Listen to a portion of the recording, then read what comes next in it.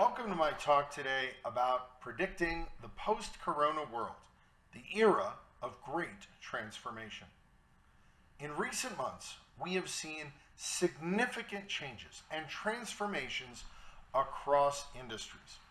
The way we do business, the way we live, the way we go to school, and everything else about our work and lives has in many ways changed and taken a digital leap forward.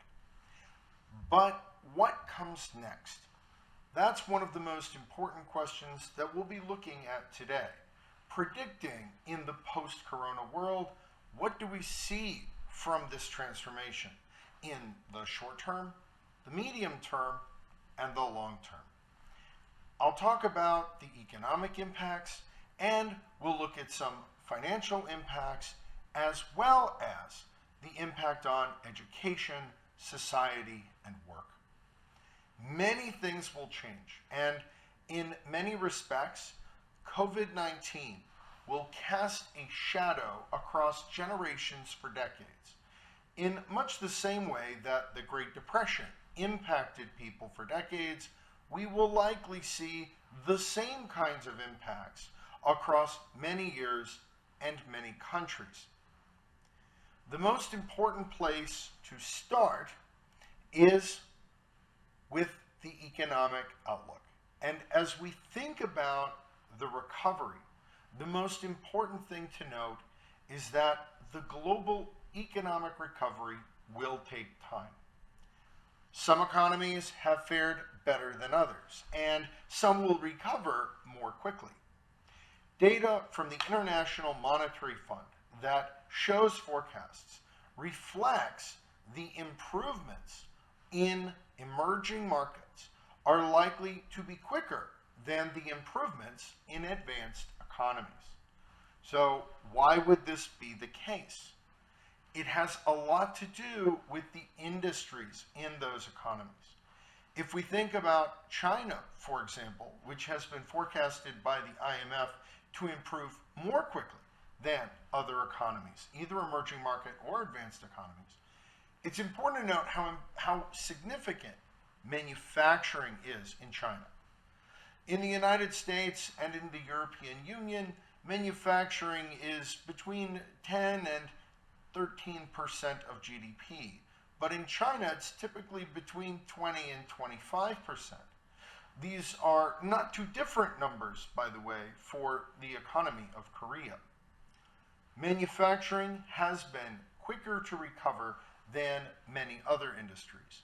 And most importantly, it's been quicker to recover than the service sector.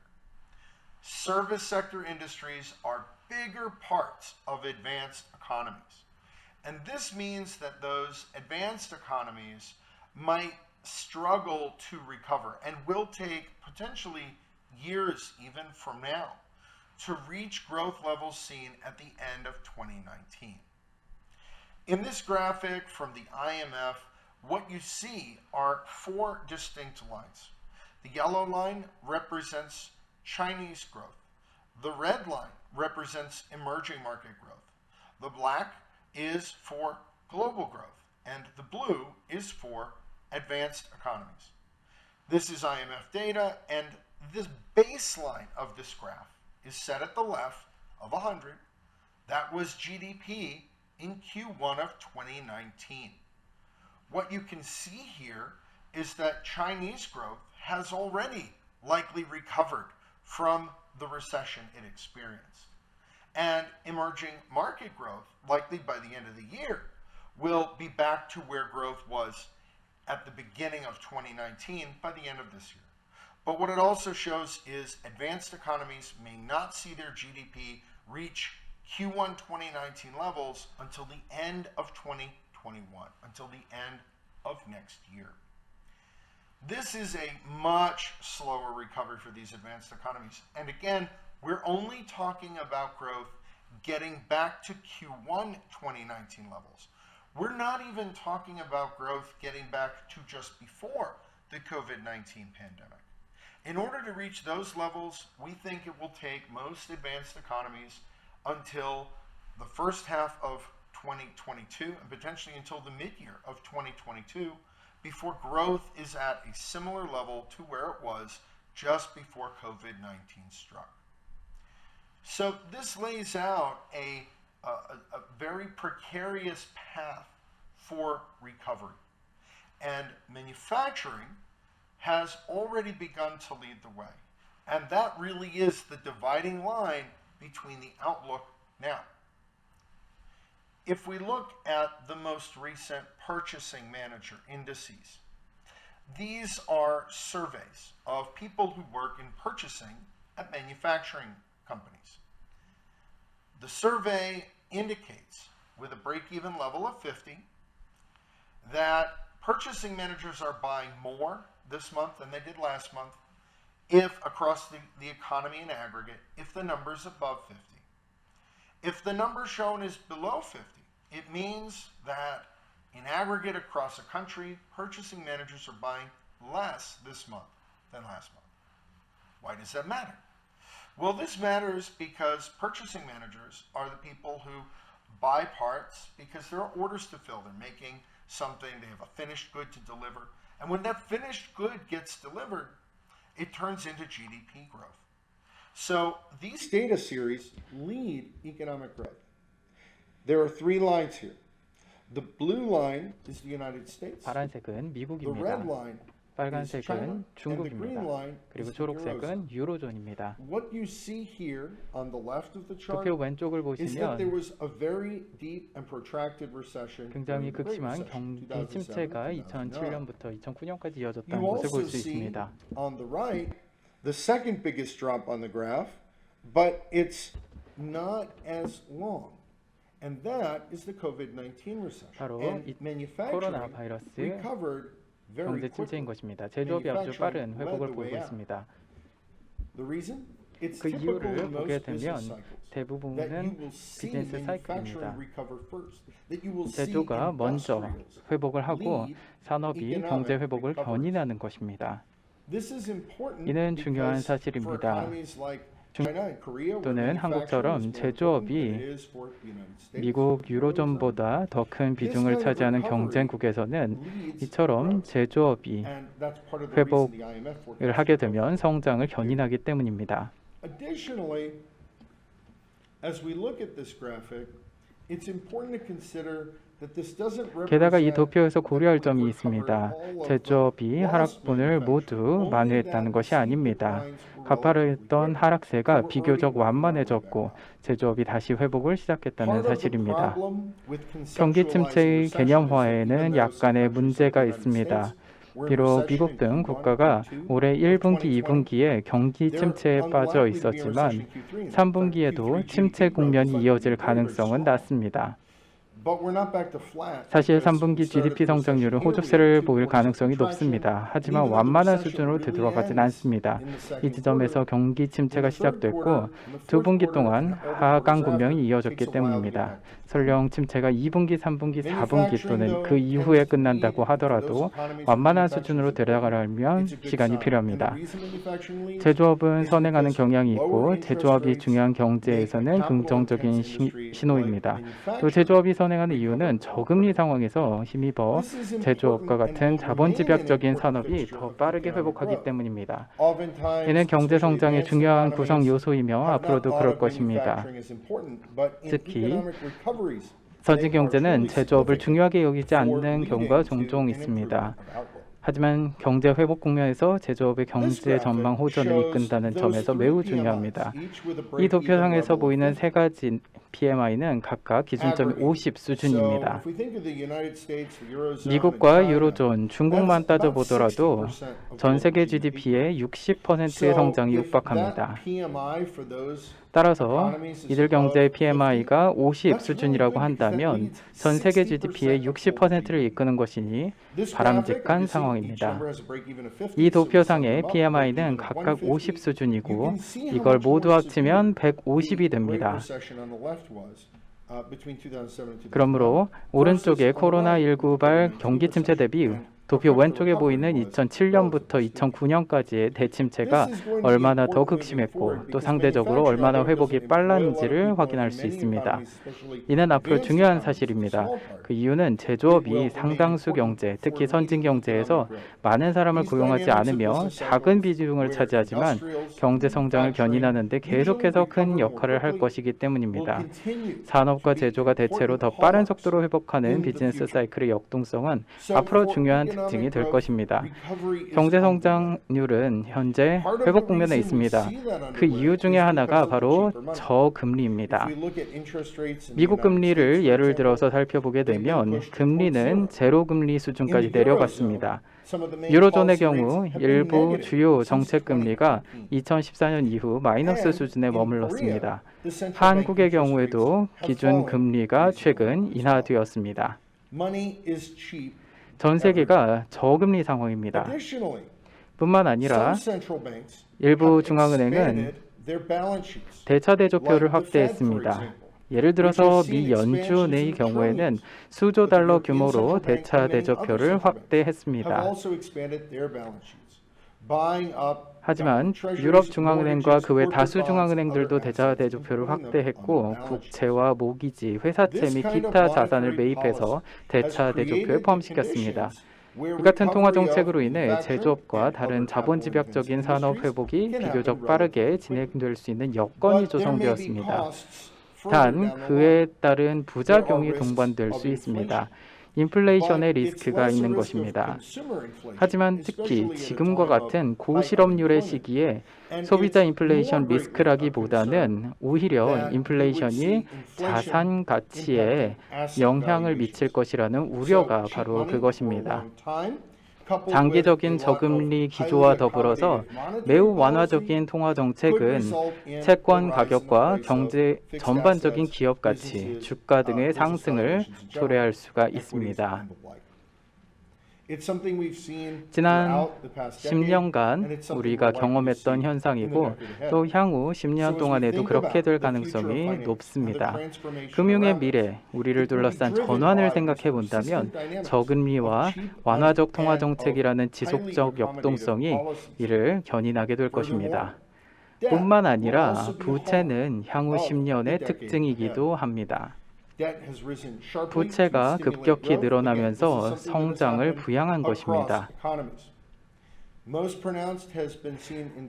다시 말하지만 이는 여러 경제 전반에 걸쳐 발생한 일입니다. 가장 대표적인 예시가 미국입니다. 미국의 국가 부채가 1조 달러를 돌파하는데 205년이 걸렸습니다. 하지만 올해 2분기 들어서 3개월 동안 매달 약 1조 달러씩 국가 부채가 늘어났습니다. 올해 가을 정치권 상황이 어떻게 돌아가든 미국은 더 많은 부채를 떠안게 될 것이고 전 세계 경제도 마찬가지입니다. 사실 몇 달 전 IMF 데이터에 따르면 신흥시장 글로벌 부채는 GDP 대비 부채를 기준으로 해서 역대 최대치에 근접했습니다. 기록적인 수준이었습니다. 하지만 전 세계 GDP 대비 부채는 2차 세계대전 종전 이후 최고치 수준에 육박하고 있습니다. 이제 우리는 전 세계 GDP 대비 부채를 기준으로 해서 부채가 계속 늘어나고 또 가속화될 상황에 놓여 있습니다. 다시 말하지만 한 국가만의 문제가 아닙니다. 여러 국가의 문제이고 초저금리 상황도 거들고 있습니다. 예전에도 그게 어때서라는 질문을 들었는데요. 또 많은 국가가 자국 경기를 부양하기 위해서 저금리 상황을 이용하고 있습니다. 물론 경기 부양은 중요한 우선순위이고 앞으로도 그럴 것입니다. 하지만 향후 10년간 대전환의 특징 중 한 가지는 우리가 사는 세계의 부채가 더 늘어날 것이라는 점입니다. 물론 부채가 늘어나는 부분적인 이유는 고용시장을 활성화하기 위함이었고 미국을 비롯한 여러 경제의 실업률은 고공행진을 이어갔습니다. 이는 아주 두드러진 현상이고 교육 수준에 따른 실업률 측면에서 과거와 현재 사이의 편차가 아주 큰 상황입니다. 이는 어쩌면 한창 변화가 진행 중인 사회적인 역동성 중 가장 중요한 것일지도 모릅니다. 그 이유는 고용시장을 지원하고 고용시장을 활성화할 필요가 있어서 일 뿐만 아니라 새로운 교육에 대한 수요가 있을 것으로 예상이 되기 때문입니다. 교육 분야에서도 디지털 전환 바람이 불었습니다. 또 디지털 전환은 앞으로 계속 이어질 가능성이 높습니다. 코로나19 상황으로 인해 온라인 교육을 이용하는 많은 사람들은 이게 마음에 들지 않을 수도 있습니다. 온라인 교육을 싫어하는 사람도 있을 것이고 상당히 중립적인 사람들도 있을 것입니다. 하지만 좋아하는 사람들도 있을 것입니다. 이는 여러 가지 측면에서 더 많은 사람들이 더 높은 수준의 교육을 추가로 누릴 수 있는 기회를 제공하게 됩니다. 미국에서 발표한 데이터에 따르면 정규 교육을 더 많이 받을수록 일자리를 잃을 가능성이 낮아지고 임금은 높아집니다. 비록 코로나19 팬데믹으로 인해 부채가 기록적인 수준으로 불어나게 되었지만 이 상황에서도 그나마 그게 긍정적인 점이 있다면 더 많은 사람들이 더 높은 수준의 정규 교육을 받을 수 있게 되었다는 사실입니다. 그렇다면 사회의 부란 무엇일까요? 또한 사회의 가치란 무엇일까요? 만약 사회 구성원의 교육 수준이 높지 않다면 말입니다. 온라인 교육은 이미 한동안 진행 중인 추세였고 더 많은 사람들이 받아들일 수 있도록 아주 고유한 기회를 제공하게 됩니다.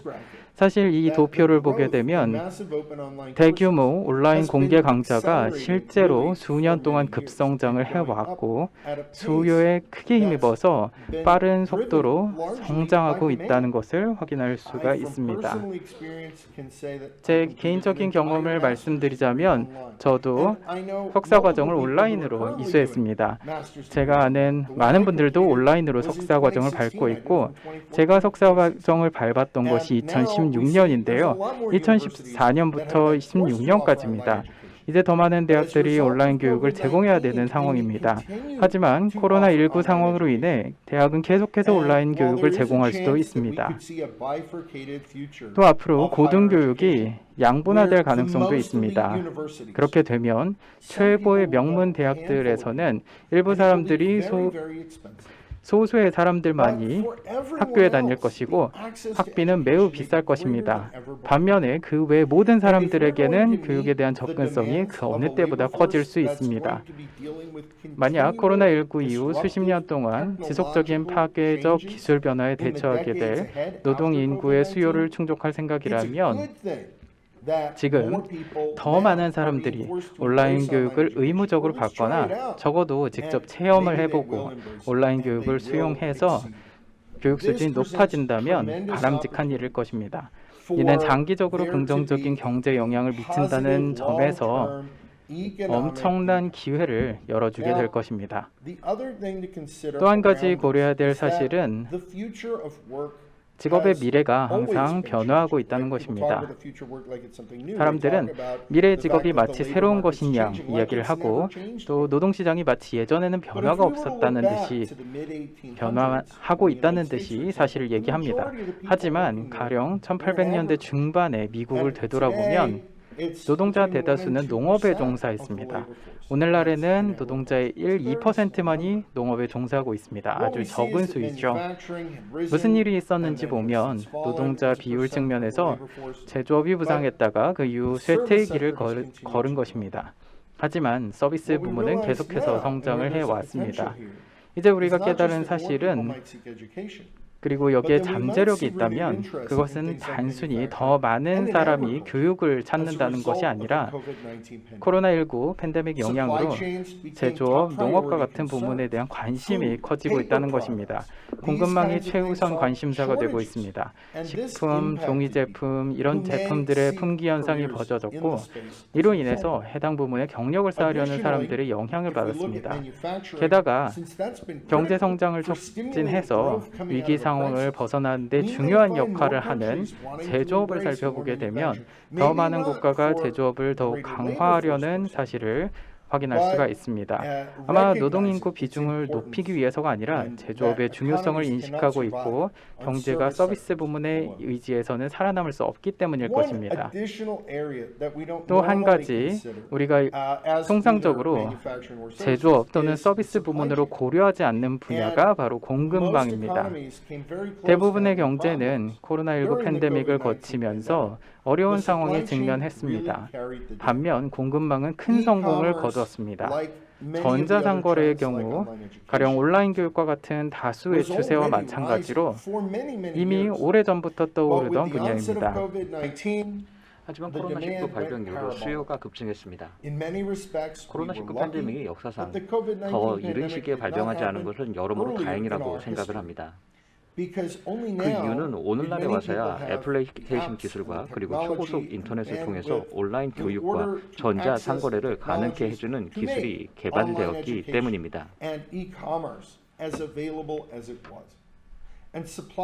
그리고 공급망은 약 20년 전 제가 MBA를 발전 당시만 하더라도 사람들이 좀처럼 이야기하지 않는 주제였습니다. 오늘날엔 할머니부터 어린 손주들까지 누구나 이 주제에 대해서 잘 알고 있고 유창하게 지식을 뽐내며 이야기하는 주제가 되었습니다. 사람들은 상황이 어떻게 흘러가는지 경제에 정말 중요하다는 것을 알고 있습니다. 이 같은 인식은 앞으로 더욱 중요해질 것입니다. 이젠 코로나19 팬데믹을 거치면서 자동화가 변했고 전자 상거래의 중요성 역시도 변화했습니다. 이와 관련해서 우리가 알고 있어야 할 것들이 있습니다.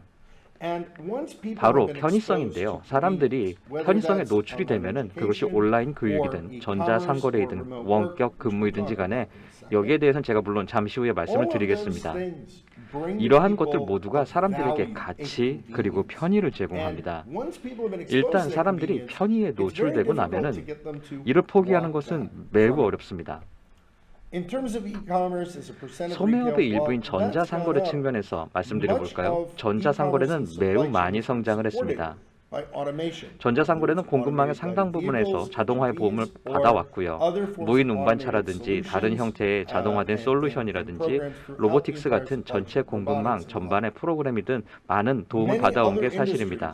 그리고 다른 상당수의 산업이 이 길을 따라갈 것이라고 생각합니다. 사실 공급망이 지금처럼 자동화된 것도 수요가 많은 모든 상품을 이리저리 옮기기에는 인력이 부족하기 때문입니다. 자동화를 이용하면 새로운 기회가 열려 있습니다. 직업의 미래와 그리고 앞으로 다가올 변화, 그리고 과거의 노동력에 어떠한 변화가 있었는지를 생각해 볼 때 자동화로 대체될 가능성이 높은 일자리 비중이 높다는 점, 이를 우리가 인식할 필요가 있습니다. 실업률이 그러했던 것과 매우 유사하게 자동화 역시 교육과 밀접한 관계가 있습니다. 산업의 자동화 잠재력은 실제로 정규 교육과 연관이 있습니다. 제가 알기로 수많은 교육이 현재 온라인으로 제공되고 있습니다. 심지어 제가 운영 중인 미래연구소는 정규 학위 프로그램도 아닙니다. 저희가 제공하는 것은 수료 증서가 있고 그리고 다른 곳에서 제공하는 코딩 프로그램도 있고 또 그 외에도 링크드인 러닝과 같은 다른 종류의 학습 경로를 가지고 있을 뿐입니다. 다른 온라인 과정들은 그 구조상 정규 교육과는 거리가 있습니다. 역사적으로도 그랬었고요. 여러모로 여전히 앞으로도 계속 이렇게 중요할 겁니다. 메타인지 다시 말씀드려서 학습 방법에 대한 학습, 이런 것도 아주 중요하게 될 겁니다. 학습 방법을 학습한다는 것, 이것이 정규 교육의 가장 중요한 특징입니다. 또 하루가 다르게 바뀌어가고 있는 파괴적 기술이 등장하면서 세계에서 새로운 것을 배우는 능력은 우리가 살아가면서 없어서는 안 될 필수 불가결한 조건입니다.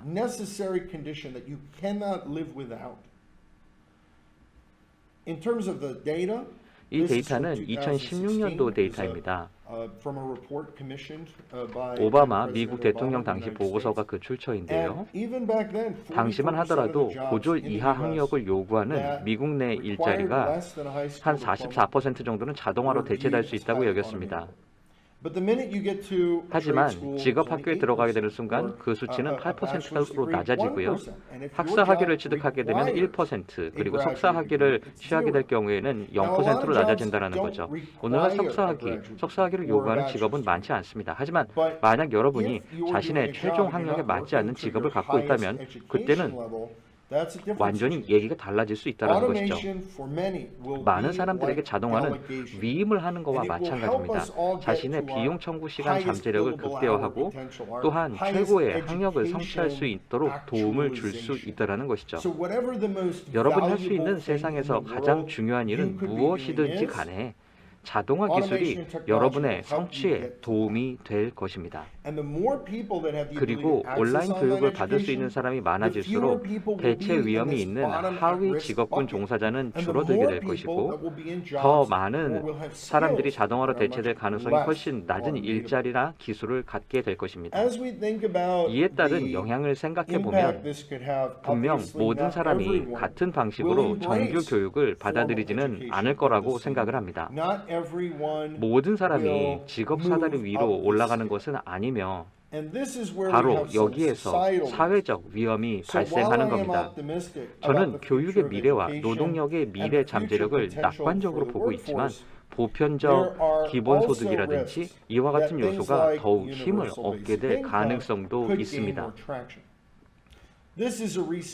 보고 계시는 최근 구글 트렌드 도표를 한번 보겠습니다. 근로 여부와 상관없이 누구에게나 급여를 지급한다는 보편적 기본소득에 대한 관심을 확인할 수 있습니다. 코로나19 팬데믹이 발생하기 전 오랜 기간 동안 보편적 기본소득에 대한 수요와 관심은 크게 늘었습니다. 게다가 늘어난 관심과는 달리 이미 문제가 많은 여러 국가들, GDP 대비 부채 비율이 역대 최고치를 경신한 국가들이 일을 하지 않는 사람들에게까지 급여를 지급할 여력이 없을 수 있다는 인식도 현재 존재합니다. 이는 매우 큰 도전 과제가 될 겁니다. 많은 기업과 국가가 이 문제를 해결하는 데 고전할 것이라고 예측이 됩니다. 왜냐하면 너무 많은 사람들이 기본소득을 받게 되면 기업의 고용 여력이 떨어질 수밖에 없고 국가가 자국민에게 보편적 기본소득을 제공하려면은 기존에 제공 중이는 다른 것들을 제공할 수 있는 여력이 없어질 수도 있다는 거죠. 앞으로 상황이 어떻게 흘러가더라도 파괴적 혁신의 승자가 패자가 항상 있을 수밖에 없습니다. 더 높은 수준의 교육 성취도, 더 높은 수준의 취업 능력, 더 높은 수준의 임금을 성취할 수 있는 의지 또는 여력이 없는 노동자들에게 있어 보편적 기본소득에 대한 수요는 더욱 높아질 수 있습니다.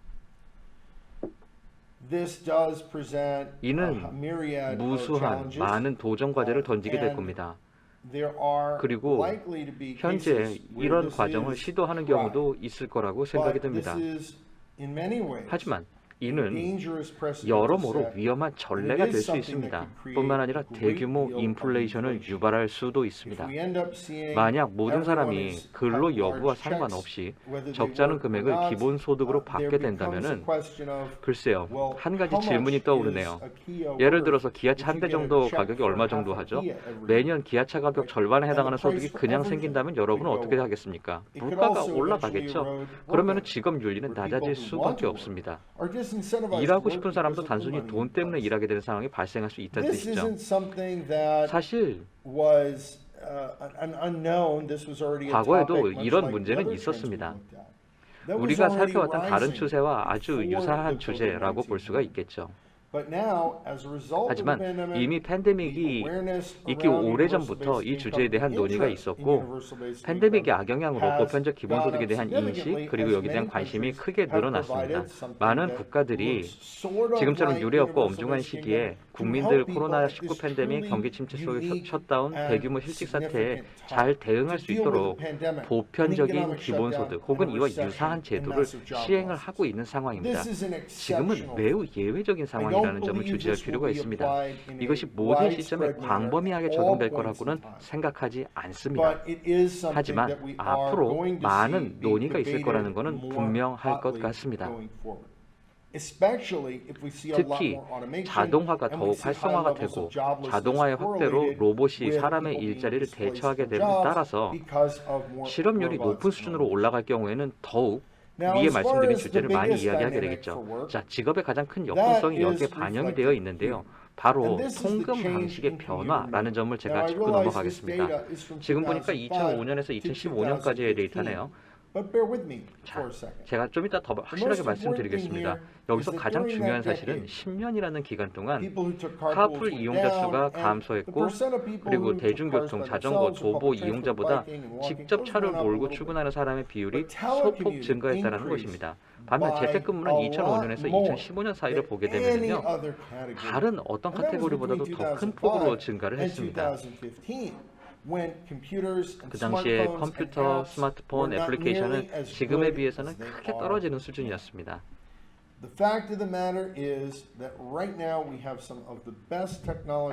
사실 말하자면은 원격 근무, 재택 근무를 가능하게 해주는 최고의 기술을 지금은 우리가 가지게 되었다라는 것이죠.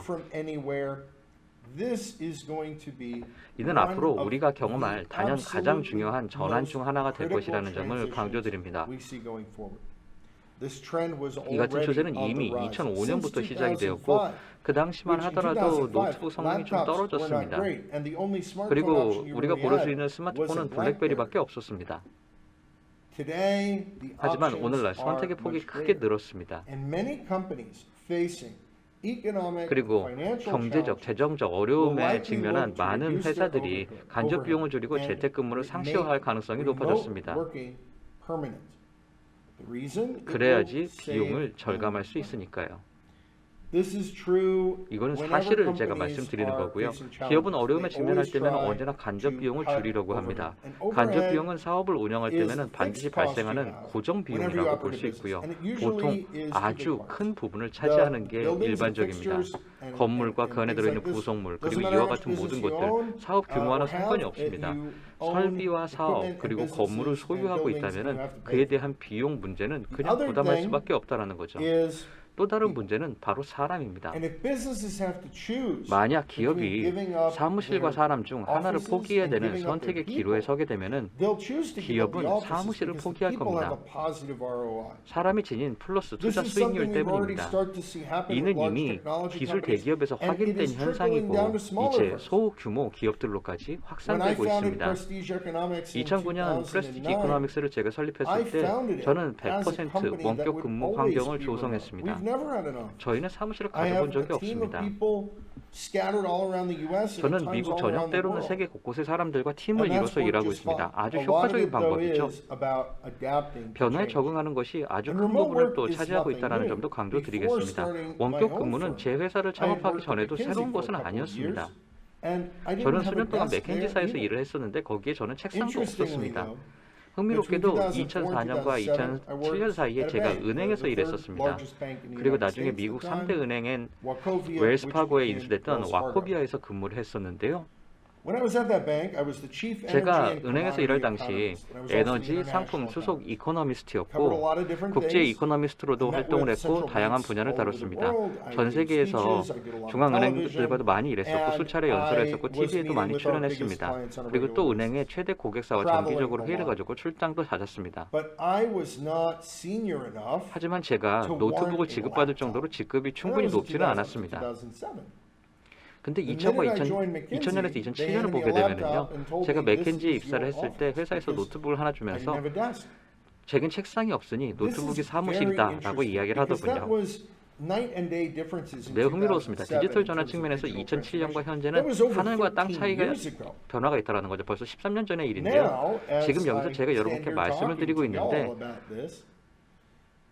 원격 근무하는 것이 해볼 만한 일이라는 사실을 우리가 인식하기에 충분한 시간이었습니다. 원격 근무는 새로운 것이 아닙니다. 제가 말씀드린 내용 중 그 어떤 것도 사실 새로울 게 없습니다. 늘 우리 주변에 존재했었고 미개발 잠재력은 무궁무진합니다. 하지만 그 잠재력도 코로나19를 계기로 마침내 결실을 맺기 시작한 겁니다. 가령 한국에서 노동력이 더욱 분산될 수 있는 잠재력은 상당히 큽니다. 미국에는 사람들이 대도시를 떠나서 소도시나 마을 또는 시골뿐만 아니라 휴양지로까지 이주를 하고 있습니다. 만약 근무 장소가 중요하지 않다면 지금 사는 곳에서 계속 살고 싶을까요? 아니면 그렇지 않을까요? 제가 20여 년 동안 금융권에 종사하면서 알게 된 것 한 가지는 가치의 차이가 있을 때 사람들은 차익 거래라는 걸 합니다. 이건 매우 명확한 사실입니다. 또 대부분의 사람들 같은 경우에는 직장 가까이 서는 것을 선호합니다. 그렇기 때문에 자신이 보유한 부동산에 대해서 웃돈을 지불하려고까지 했었죠. 하지만 더 이상 그럴 만한 가치가 없어지게 되면은요, 결국 집은 직장으로부터 멀어지게 됩니다. 일부 주택시장도 명확해지겠죠. 일부 고가 주택시장의 가격은 하락하는 반면 저가 주택시장의 가격은 상승할 수도 있습니다. 이는 여러 가지 측면에서 영향을 미칠 수 있습니다. 재택근무가 사업에 유리한 이유는 단순히 사무실 비용을 아낄 수 있어서 때문만은 아닙니다. 사무실 유지에 필요한 모든 비용을 절감할 수 있기 때문입니다. 이미 많은 기업들이 값비싼 임대 계약을 해지했습니다. 기업은 이 방법으로 비용을 절감할 수 있습니다. 하지만 또 다른 큰 장점은 직장으로 통근을 하지 않는 경우 환경에 긍정적인 영향을 우리가 기여할 수 있다는 거죠. 차 안에서 화석연료를 더 이상 소비시킬 일이 없습니다. 출근을 하느라 시간을 낭비할 일도 없습니다. 제가 아는 사람은 어차피 같은 사무실에 있지도 않으면서 왜 해외에 있는 팀과 함께 일하는 걸까요? 사무실에서 만날 수 있다고 해도 그게 정말 중요할까요? 이는 전 세계 기업들이 지금 그리고 앞으로 고심하게 될 중요한 문제라고 생각을 합니다. 제가 예상하는 바로는 거의 모두가 재택근무를 하려고 할 테니 심지어 지금 당장 그리고 코로나19 이후보다 더 많은 사람들이 재택근무를 하게 될 겁니다. 더 많은 기업들이 이를 가능하게 하려고 또 노력할 것입니다. 기업들도 재택근무의 가치를 포착할 수 있기 때문입니다. 지금 미국에서 이러한 현상이 한참 진행 중인데 사람들이 값비싼 지역을 벗어나 저렴한 지역으로 이주하고 있습니다. 그리고 기업들도 그러한 가치를 어느 정도 포착하려고 합니다. 만약 여러분이 정말 값비싼 지역을 떠나게 되면 회사는 여러분의 급여를 조금 내리려고 할 수도 있습니다. 하지만 여러분이 이사 가려고 하는 곳이 훨씬 더 저렴하고 물가가 낮기 때문에 여전히 삶의 질을 높일 수 있다는 것입니다. 코로나19 이후 세계에 대한 전망을 볼 때 제가 항상 근본적으로 찾아보는 것들이 있습니다. 사람은 높은 질의 삶을 원한다고 저는 생각합니다. 사람들은 접근성이 용이한 교육을 원한다고 생각합니다. 사람들은 통근을 원치 않는다고 저는 생각을 합니다. 이런 것들이 근본적으로 사실이라면 사람들은 전자상거래의 편의성을 원할 겁니다. 실제로 그럴 거라고 생각합니다만 만약 제가 말씀드린 것들이 다 사실이라면요, 향후 10년과 그 이후에까지 매우 큰 여파가 있을 거고 변화가 있을 겁니다. 그리고 상당수 기업들에게는 이와 관련된 추정 사항을 이미 가지고 있고요. 항상 전 직원이 사무실에 있길 원했었고 누군가 사무실을 지키도록 원했습니다. 하지만 팬데믹의 영향으로 새로운 선택을 하고 새로운 뭔가를 시도하게 됐습니다. 원격 근무를 시도해봤는데 여러모로 매우 효과적이라는 사실을 확인한 겁니다. 이는 재택근무의 생산성이 많은 경우에 있어서 사무실에서 일할 때보다 높은 경우입니다.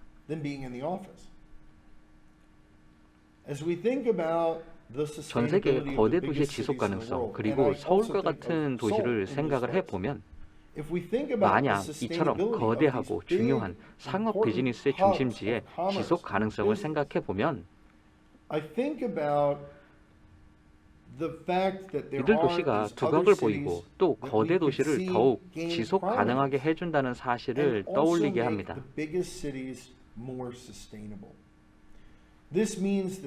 이는 대규모 경제 투자와 사업 및 부동산상의 기회가 있음을 의미합니다. 이제 거대 도시 이외의 지역에서도 여러 가지 기회를 확인하실 수 있을 겁니다. 뉴욕시가 아닌 뉴욕주의 경우 상당 부분이 교외 또는 시골 지역입니다. 많은 사람들이 교외 지역으로 지금 몰려들고 있습니다.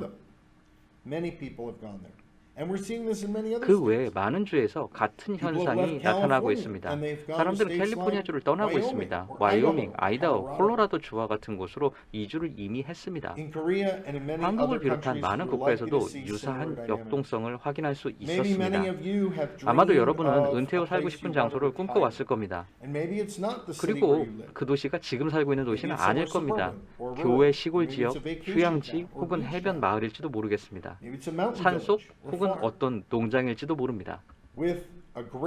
멀리 떨어진 곳에서 고용시장을 이용할 능력이 그 어느 때보다 커졌기 때문에 이런 생각이 가능하다는 거죠. 이 같은 연결성의 기회는 영구적이며 그 결과 시골, 교외 또는 소외 지역에 새로운 경제적 기회가 발생할 것입니다. 결국 어디에서 살거나 어디에서든지 일할 수 있는 상황이 되게 되면은 특정 장소를 꿈꿔왔다면은 그리고 이제 원격 근무 기회를 통해서 그 장소에서 지낼 수 있다면은 굳이 마다할 이유가 있을까요? 이제 직업의 변화와 교육의 변화, 금융의 미래를 넘어서 우리가 경험하게 될 것들의 역동성을 세계적인 규모로 생각해 보면 인구 통계를 고려해야 됩니다. 전 세계 미래 인구는 증가 추세입니다.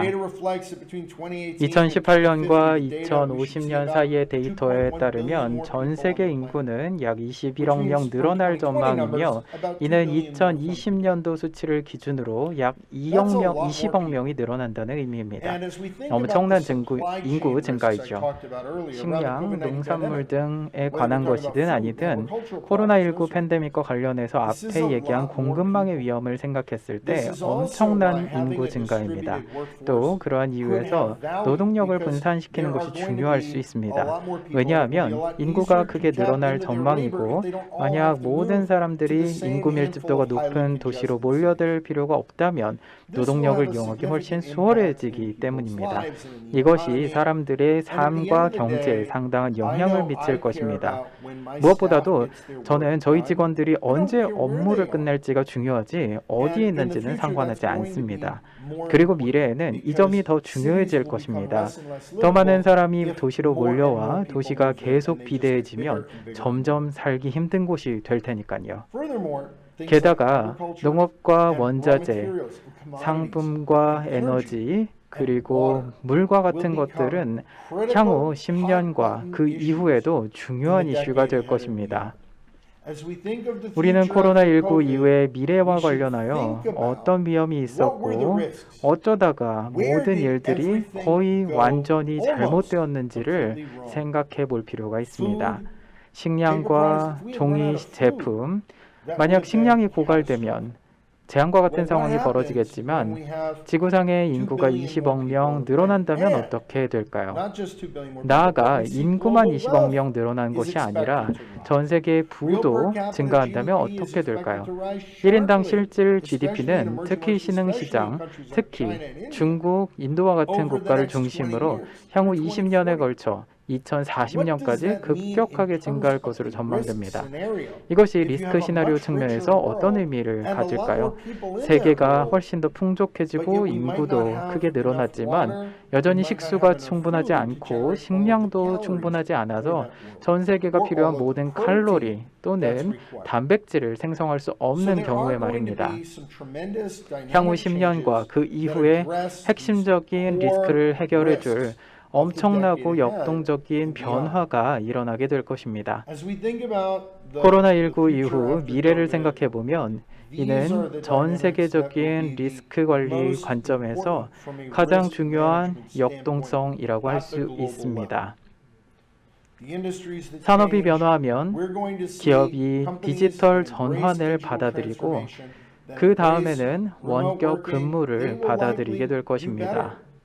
이들 기업은 모든 직원이 사무실로 출근해야 되는 기업, 팬데믹 기간 동안 모두 받아들여야 했던 디지털 편의성에 반발하는 기업보다 더 높은 성과를 거둘 가능성이 높습니다.